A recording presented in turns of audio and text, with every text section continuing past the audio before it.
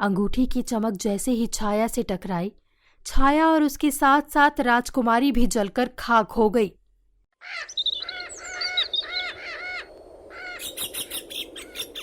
क्या? ये क्या कह रही हो तुम? तुमको पता भी है? तुम क्या बोल रही हो? अरे मैं ठीक कह रही हूँ। पिछले हफ्ते ही कुसुम के बेटे का विवाह हुआ था। शादी की रात को ही उसका बेटा और बहू दोनों गायब हो गए। अब भगवान जाने कहाँ होंगे वो दोनों। अरे ये पहली बार नहीं है, 2 महीने पहले भी सरला के बेटे का विवाह हुआ था। वो जोड़ा भी अपनी शादी वाली रात को ही गायब हो गया था और आज तक लौट कर नहीं आया। किशनपुर नामक गांव में ये पहली बार नहीं था जब कोई जोड़ा अपने ही विवाह के दिन अपने ही गांव से गायब हुआ था। ये खबर तो अब आए दिन सुनने को मिलती ही रहती थी, पर अचंभित करने के लिए ये कारण काफी था कि आज तक कोई इस गांव के रहस्य को पता नहीं लगा पाया था। मेरे तो 2 बेटे हैं, मैं तो दोनों में से एक की भी शादी ना होने दूं। ऐसे विवाह से तो बिना विवाह के ठीक है। पिछले 15 सालों से गांव में यही होता आया है। गांव धीरे धीरे करके खाली होता जा रहा है। आधी औरतों ने अपने बच्चों की शादी ही करनी बंद कर दी। अरे आज तो मैंने भी सोच लिया है, मैं भी अपने बेटे की शादी नहीं करूंगी। वो दोनों अपने अपने घरों को चली जाती है और महल का मंत्री उन दोनों की बातें सुनकर सोच में पड़ जाता है। धीरे धीरे करके सभी गांव वालों ने अपने बच्चों का विवाह करना ही बंद कर दिया है। राजकुमारी भी अब पूरे 30 वर्ष की हो गई है। महाराज ने भी आज तक उनका विवाह इसीलिए नहीं कराया क्योंकि कहीं ना कहीं वो भी ये सच जानते हैं कि उनकी बेटी और उसका पति भी उसी रात को गायब हो जाएंगे जैसे बाकी गाँव वाले गायब हुए हैं। मंत्री सोचते हुए महल में आ जाते हैं। मंत्री जी को सोच में गुम देखकर राजा उनसे कहते हैं, क्या हुआ मंत्री जी, आप कुछ परेशान लग रहे हैं? नहीं महाराज, ऐसा कुछ भी नहीं है। देखो, तुम हमें अपनी चिंता का विषय बताओ, शायद हम तुम्हारी कुछ मदद कर पाए। महाराज, हम गांव से होकर आ रहे हैं। गांव में कुछ दिन पहले ही एक जोड़ा फिर से गायब हो गया। आखिर ये सब कब तक चलता रहेगा? सच कहूँ तो अब तो पूरा गांव ही खाली हो गया है। कोई दूर दूर तक दिखता ही नहीं। हम तुम्हारी बात को अच्छे से समझ रहे हैं, परंतु ये बात आप भी जानते हो, हम कुछ नहीं कर सकते। हमारी तो खुद की बेटी का विवाह नहीं हुआ, इसी डर से। महाराज, आसपास के राज्य से राजकुमारी के लिए कितने रिश्ते आए, परंतु आपने हाँ नहीं कहा। अब तो राजकुमारी की इतनी आयु हो गई है, कोई गांव का लड़का भी राजकुमारी से विवाह करने के लिए तैयार नहीं है। कुछ भी हो जाए, हमें किसी भी कीमत पे अपनी बेटी का विवाह तो नहीं करना। महाराज, गांव में बहुत सारी ज़मीन खाली है। गांव का कोई आदमी बचा नहीं जो खेती कर सके। या तो गांव में बूढ़े हैं या फिर नई उम्र के युवक। आप बोलो तो मैं किसी दूसरे गांव से आदमी बुलवा देता हूं खेतों में काम करने के लिए। ऐसे वो आदमी इस गांव के रहस्य से भी अनजान होंगे और हमारी खेती भी होती रहेगी। तुम्हारी बात से हम सहमत हैं। हम आज ही दूसरे गांव से किसी आदमी को बुलवा लेते हैं। अगले ही दिन दूसरे गांव का एक मेहनती युवक विशाल महल में आता है और राजा के दरबार में राजा के सामने आकर बोलता है, महाराज, मैं अपनी माँ और 7 बहनों का इकलौता चिराग हूँ। गांव में कोई काम नहीं है। आपने मुझे इस गांव में काम करने के लिए बुलाया, ये मेरे लिए सौभाग्य की बात है। मेरी 5 बहनें अब जवान हो गई हैं। मुझे उनके विवाह के लिए दिन रात मेहनत करनी पड़ेगी, तो मैं करूँगा।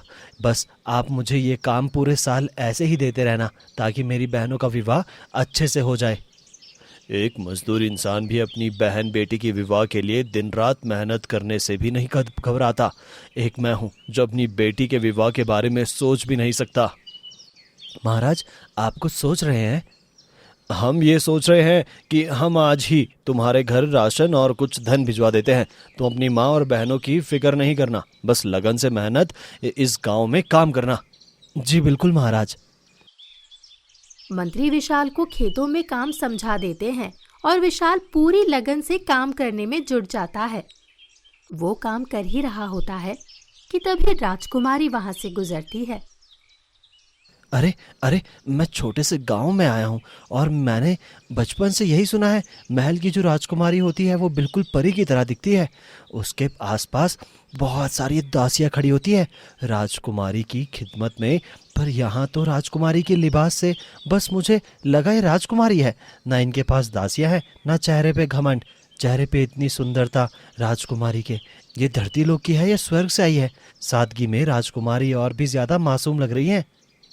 विशाल राजकुमारी की सुंदरता को देखकर उस पर मोहित हो जाता है। तभी गांव की कमला वहां आती है। बेटा, तुम कौन हो और इस गांव में क्या कर रहे हो? अब से पहले तो कभी तुम्हें इस गांव में नहीं देखा। काकी, मैं दूसरे गांव से आया हूँ। हाँ हाँ, तभी सोचूं इस गांव में या तो बहुत बूढ़े आदमी बचे हैं या फिर छोटी उम्र के लड़के। अरे तुम्हारी जितनी उम्र का तो पूरे गांव में कोई है ही नहीं। ये बात आपने बिल्कुल सही कही। ये बात तो मुझे भी परेशान कर रही है। मैं ये बात मंत्री जी से पूछना चाहता था, परंतु मेरी हिम्मत नहीं हुई। आप मुझे दिल की साफ लगती है, इसीलिए आपसे पूछ रहा हूँ। हाँ बेटा, पूछो। काकी, इस गांव में राजा इतना अच्छा है, राजकुमारी के चेहरे पे कोई घमंड नहीं दिखता। राजकुमारी भी हमारी ही तरह गांव में घूमती है, महल में किसी राजकुमारी की तरह नहीं रहती। ये बात थोड़ी तो अजीब है। और सबसे बड़ी बात यह है कि इस गांव में लोग बहुत कम हैं। बेटा, ये रहस्य तो आज तक कोई नहीं जान पाया। तुम अभी नए हो, धीरे धीरे सब समझ जाओगे। इतना बोलकर कमला काकी वहां से चली जाती है और विशाल फिर से सोच में पड़ जाता है। फिर रात को विशाल काम खत्म करके सोने के लिए जा ही रहा होता है कि फिर से विशाल की नज़र राजकुमारी पर पड़ती है, जो गुमसुम सी अपने कक्ष की खिड़की पर खड़ी होती है। राजकुमारी का चेहरा उतरा हुआ तो है, क्या बात है जो राजकुमारी को परेशान कर रही है? इतना सोचकर विशाल महल के सामने वाले घर में, जो राजा ने विशाल को रहने के लिए दिया था, उसमें जाकर सो जाता है। अगले दिन वो फिर से उठकर काम करने के लिए निकल जाता है। राजा ने काम तो दिया ही दिया, साथ में रहने के लिए घर भी दे दिया। आज एक काम करता हूँ, बाजार से कुछ सब्जियाँ और आटा ले आता हूँ। ऐसे राजा पे मैं और बोझ नहीं बन सकता। वो खुद से बातें कर ही रहा होता है कि तभी राजकुमारी विशाल के सामने आकर खड़ी हो जाती है। विशाल पूरी तरह से डर जाता है। राजकुमारी, मुझसे कोई भूल हो गई क्या जो आप खुद चलकर आई हैं? मुझे बुला लिया होता, आखिर मैं आपका गुलाम हूँ। आप खुद इतनी गर्मी में यहाँ चलकर आई हैं।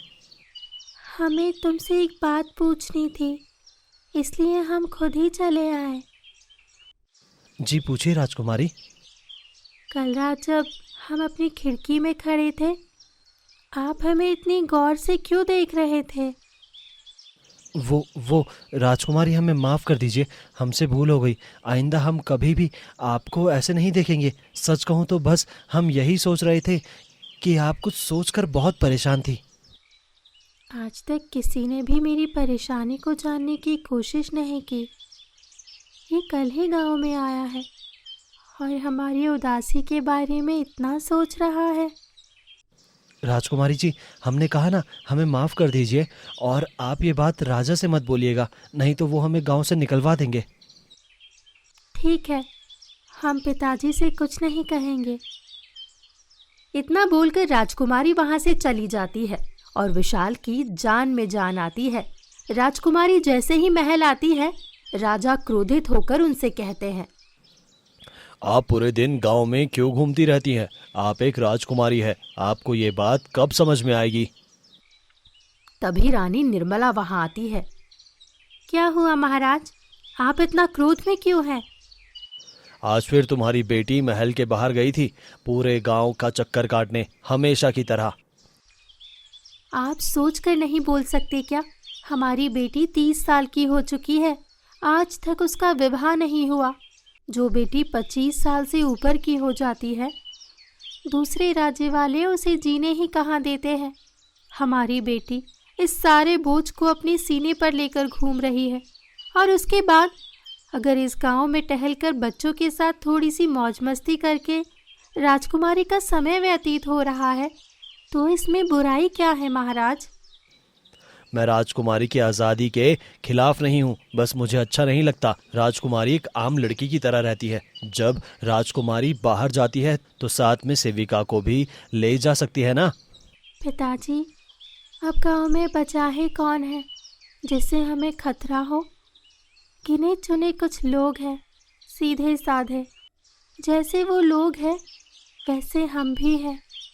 तो क्या सेविका और क्या राजकुमारी? राजकुमारी इतना बोलकर वहां से चली जाती है। कुछ दिन ऐसे ही बीत जाते हैं। राजकुमारी को अब रोज विशाल को देखना अच्छा लगने लगा था। राजकुमारी के मन का सूनापन अब जैसे गायब सा हो गया था और ऐसे ही दोनों कुछ ही दिनों में प्रेम बंधन में बंध गए। और एक दिन विशाल और राजकुमारी दोनों खड़े बातें कर रहे थे। आपको पता है विशाल, जब मैं बहुत छोटी थी तब पड़ोस के राज्य के राजकुमार भीमराव से मेरा विवाह तय हो गया था। परंतु जैसे ही मैं 20 साल की हुई तो पिताजी ने मेरा रिश्ता तोड़ दिया। उसके बाद भीमराव के पिता ने पिताजी से बहुत कहा कि वो ये रिश्ता फिर से जोड़ ले, परंतु पिताजी ने हाँ नहीं किया। और उसके बाद भीमराव का विवाह हो गया और वो पिताजी को चिट्ठी लिखता है और कहता है कि मैं तो 3 बच्चों का पिता बन गया, तुम्हारी बेटी बिन ब्याही रह गई। मुझे इस बात का दुख नहीं है कि मेरा विवाह नहीं हुआ। दुख इस बात का है कि भीमराव आज भी मेरा मजाक बनाता है, अब मेरे अंदर नासूर बनकर रह रहा है। ओह, तो ये बात थी जिससे आप इतनी उदास रहती थी। हाँ, जो लड़कियां बिन ब्याही रह जाती है उनको ये दुनिया जीने ही नहीं देती। और अगर मैं बोलूं कि मैं तुमसे विवाह करना चाहता हूं तो? पिताजी करने ही नहीं देंगे। न जाने कौन सा ऐसा रहस्य है जो पिताजी को मेरा विवाह करने से रोकता है। हम महाराज को पहले कुछ बताते ही नहीं है ना। मैं समझी नहीं, तुम क्या कहना चाह रहे हो? हम पहले अग्नि के 7 फेरे ले लेते हैं और बाद में राजा और बाकी लोगों को सच बता देंगे। ऐसे बाद में कोई कुछ कर भी नहीं पाएगा। मैं सोच भी नहीं सकती थी 30 साल के होने के बाद भी मेरा विवाह हो सकता है। राजकुमारी बहुत खुश थी, परंतु वो आने वाले खतरे से बिल्कुल अनजान थी। कुछ ही देर में विशाल और राजकुमारी अग्नि के 7 फेरे ले लेते हैं। ये लो, हो गई शादी। तुम फालतू में इतना डर रही थी। तभी अचानक से आसमान में काले बादल उमड़ आए। दिन में ही रात जैसा लगने लगा। बिजली जोर से चमकी और एक काली छाया विशाल और राजकुमारी के सामने आकर खड़ी हो गई।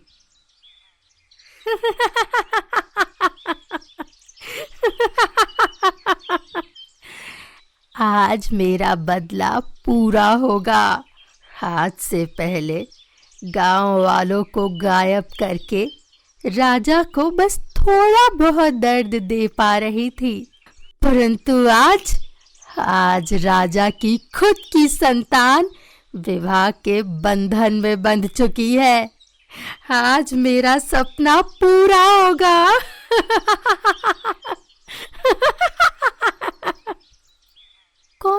कौन है आप? तभी राजा और रानी रोते हुए वहां आते हैं। राजकुमारी, ये आपने क्या कर दिया? राजकुमारी, आपको विवाह करना ही था तो आप एक बार हमसे पूछ तो लेती। अब बस, अब सब बर्बाद हो गया, कुछ नहीं बचा, कुछ भी तो नहीं। पिताजी, माँ, मुझे कुछ समझ नहीं आ रहा। आप दोनों क्या बोल रहे हो? और ये काली छाया कौन है? तभी छाया बोलती है, मैं तुमको सच बताती हूँ। पहले तुम्हारे पिताजी ने मेरे पति को मार डाला था, क्योंकि मेरा पति इस दुनिया का सबसे बड़ा तांत्रिक था। तुम्हारे पिता के कारण मैं और मेरा पति अलग हो गए। उसी दिन मैंने कसम खाई थी कि इस गांव में मैं किसी का भी विवाह नहीं होने दूंगी। और जिस दिन राजा की बेटी का विवाह हो गया, उस दिन इस पूरे गांव को जलाकर राख कर दूंगी। मेरे 15 साल की लंबी प्रतीक्षा के बाद आखिर आज वो दिन आ ही गया जब मैं एक साथ पूरे गांव को अपने काले जादू की दुनिया में कैद कर लूंगी।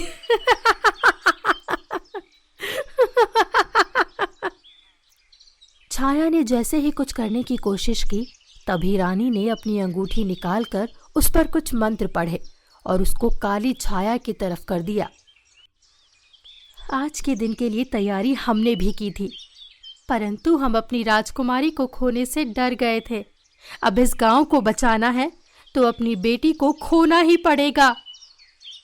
अंगूठी की चमक जैसे ही छाया से टकराई, छाया और उसके साथ साथ राजकुमारी भी जलकर खाक हो गई। कभी सोचा नहीं था अपनी ही बेटी को अपने हाथों से मारना पड़ेगा। हम ऊपर वाले की परीक्षा में पास हो गए। हमने अपनी बेटी को नहीं चुना, इस गांव को चुना।